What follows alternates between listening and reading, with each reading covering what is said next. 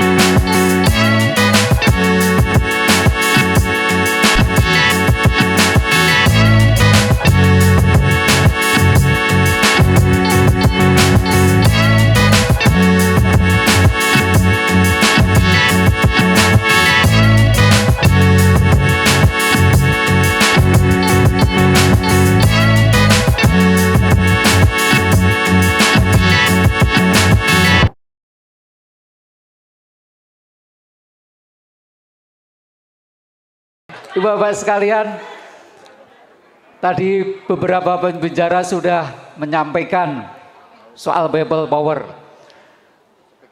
Kita tampilkan sekarang jurnalis senior kita, penulis senior kita, Bapak Rizal Fadilah, yang barangkali akan lebih atau sedikit menyampaikan bagaimana cara praktis tetapi sistematis untuk terjadinya People Power tersebut. Dipersilakan Bapak. Assalamualaikum warahmatullahi wabarakatuh.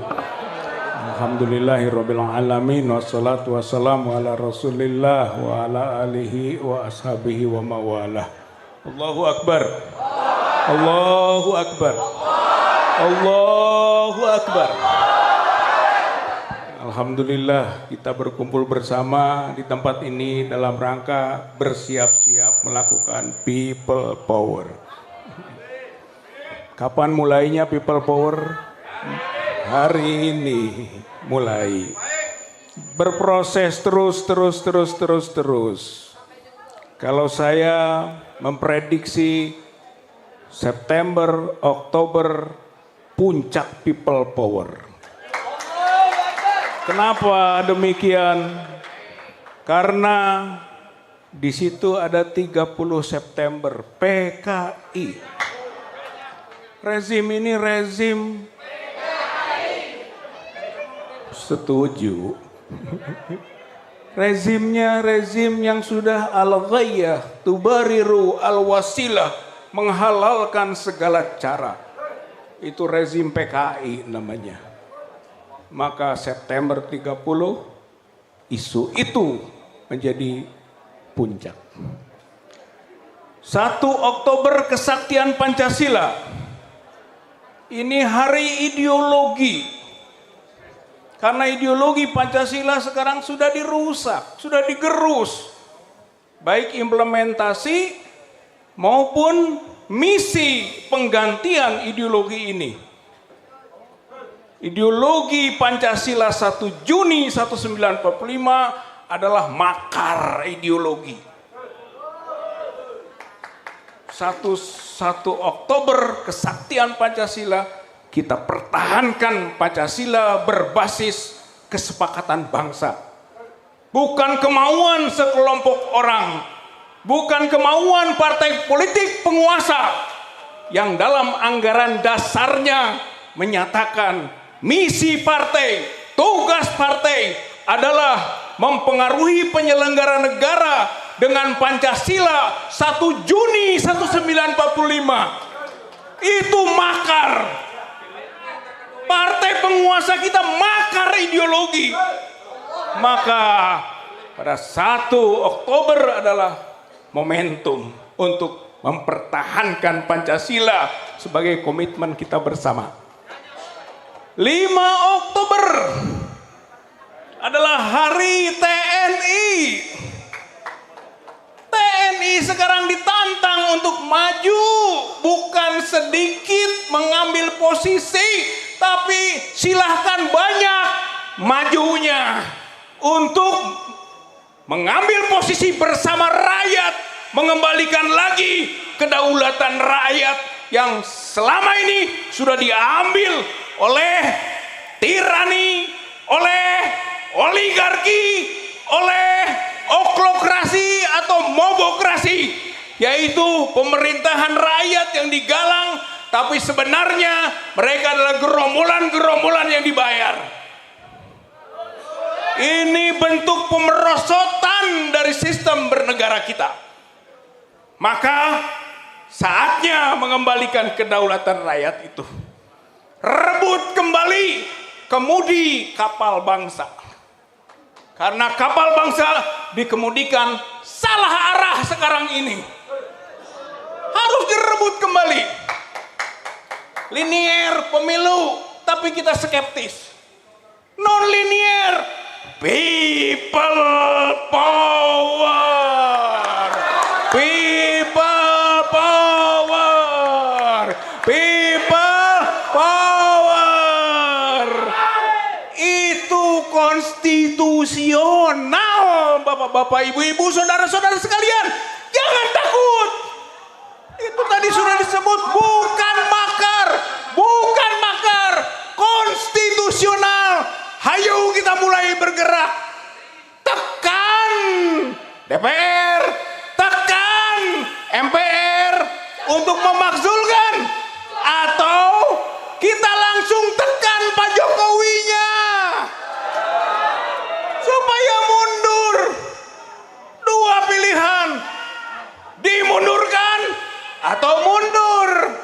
Dua-duanya people power yang menjadi penyebabnya.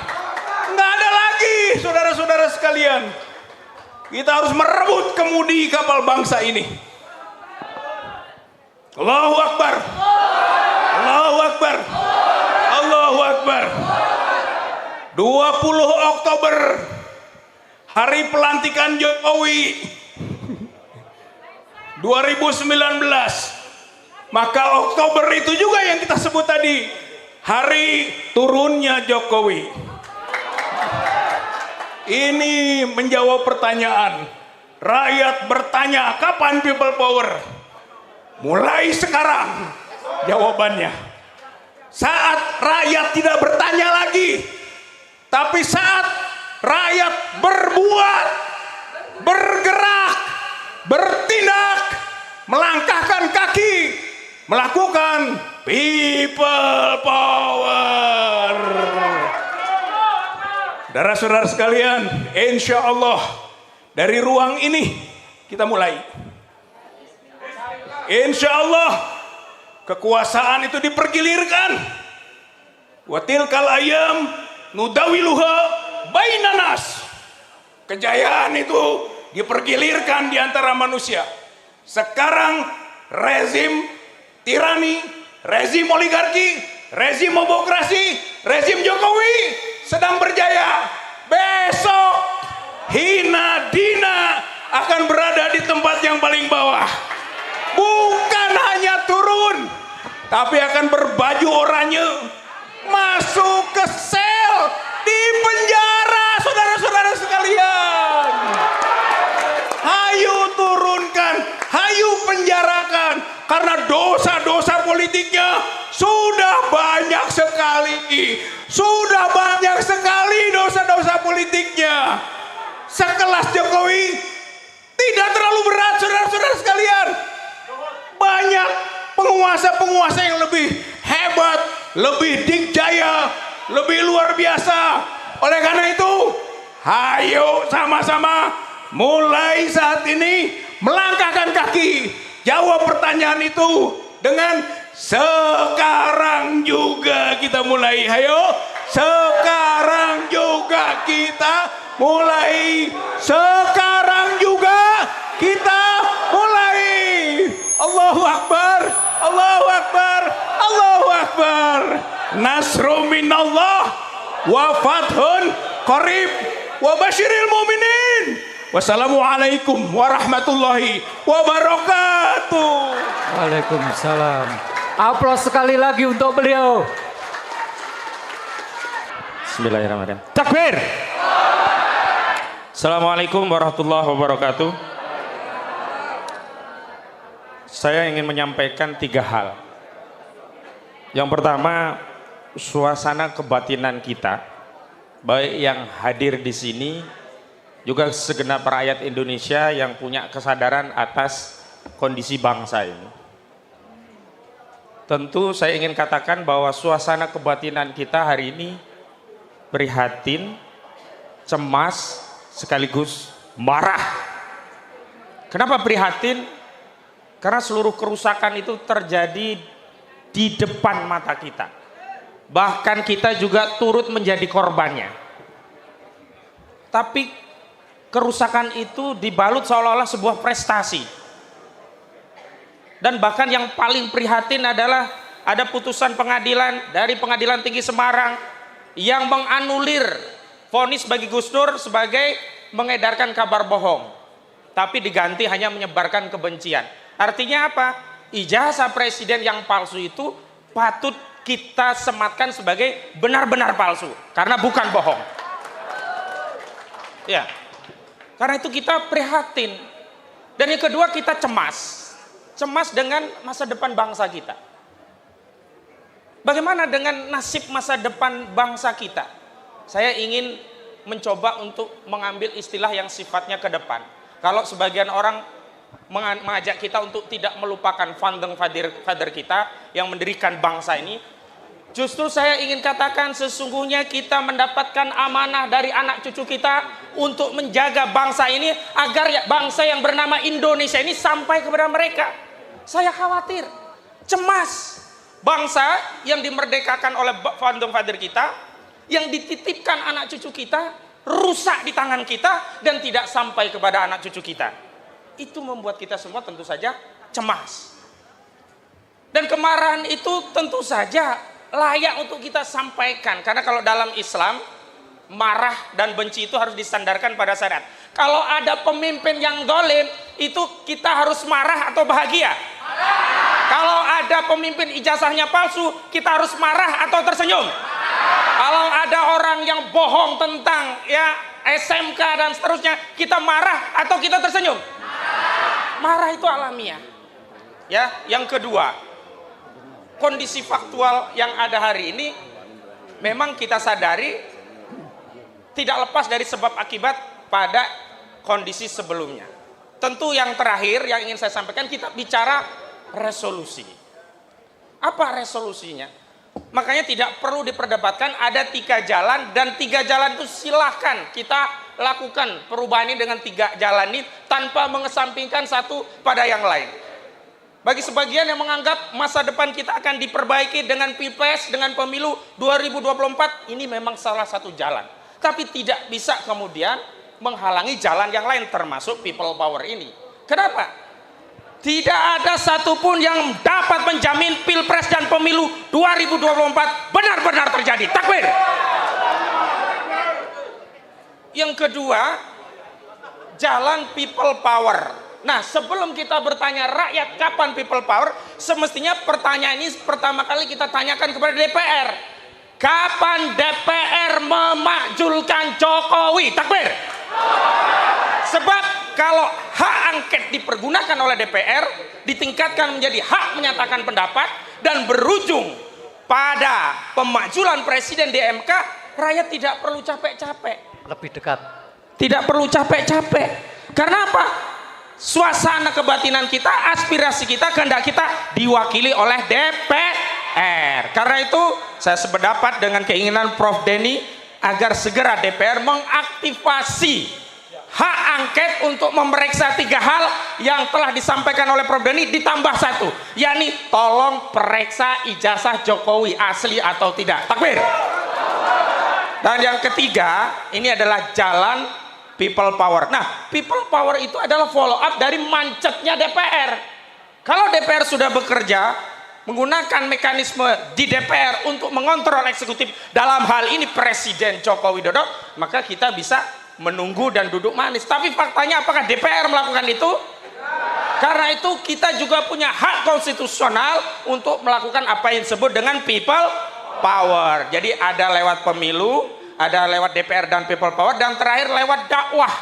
Dan dakwah ini juga penting. Kenapa? Jangan anggap dakwah amar ma'ruf nahi mungkar itu sepele. Karena kekuatan people power ini tidak akan makin membesar kalau tidak kita terus gelorakan. Dakwah amar ma'ruf nahi mungkar. Kita katakan yang sejujurnya bahwa presiden ini bermasalah. Jangan pura-pura, jangan mengatakan negeri kita baik-baik saja. Kita katakan dengan tegas bahwa negara kita sedang bermasalah, butuh perubahan, rakyat harus bergerak, people power, takbir. Assalamualaikum warahmatullahi wabarakatuh. Waalaikumsalam warahmatullahi wabarakatuh.